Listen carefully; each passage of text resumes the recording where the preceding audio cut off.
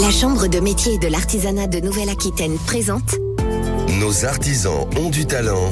Nathalie Schrein-Guirma. Bonjour Nathalie Schrein-Guirma. Comme tous les samedis, vous nous présentez un artisan. Cette fois-ci, c'est un chocolatier.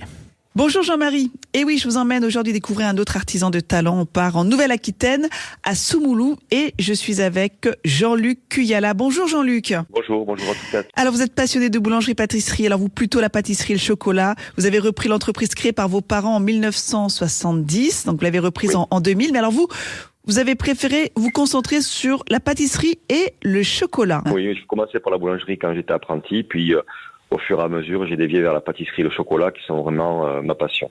Qu'est-ce qui vous plaît dans la pâtisserie, chocolaterie par rapport à la boulangerie ? Alors, c'est le côté créatif, artistique, peut-être moins routinier au quotidien, avec un peu et le travail des produits qui est souvent quand même très noble, surtout pour le chocolat. On travaille uniquement avec du chocolat Valrhona et on a vraiment des produits qui sont très très beaux à travailler. Et c'est important de le dire, tous vos produits sont fabriqués à l'atelier de façon artisanale.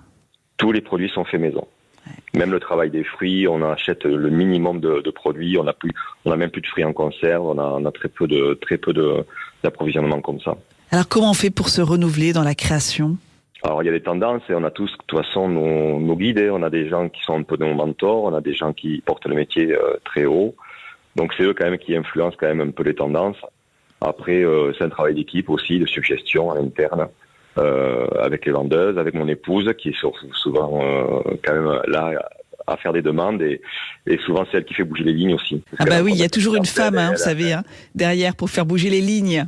Derrière tout homme, il y a une femme, oui, ça c'est clair que sans elle, nous au niveau d'une entreprise artisanale comme la nôtre, moi, mon épouse est quand même essentielle, on est vraiment un binôme, on fonctionne vraiment ensemble. Et à côté de ça, vous avez trouvé le temps de décrocher votre titre de maître artisan. Ça, j'imagine que... J'ai eu du brevet de maîtrise quand j'étais beaucoup plus jeune. On l'obtenait par les cours du soir, à cette époque-là. Et donc, quand j'ai eu mon brevet de maîtrise, j'étais quand même jeune, c'était après le régiment. J'ai passé d'abord le brevet de maîtrise de boulanger, ensuite le brevet de maîtrise de pâtissier. Et quand j'ai pris l'inscription de l'entreprise en 2000, donc après 2 ans d'activité, j'avais le droit de demander le titre de maître artisan. Ce qui vous permet aujourd'hui de transmettre aussi votre savoir-faire, de former des apprentis autour de vous. On en forme, pas chaque année, mais on en forme. Moi, je forme essentiellement des apprentis qui passent le BTM, brevet technique de métier, qui est un diplôme de niveau 4. Et donc, on en prend régulièrement, mais après, on n'en a pas chaque année. On fait toujours une pause entre 2 sessions d'apprentis, parce que c'est quand même un investissement quand même personnel qui est important. Et pour eux et pour nous. Et c'est vrai que c'est très gratifiant de former ce genre de personnes.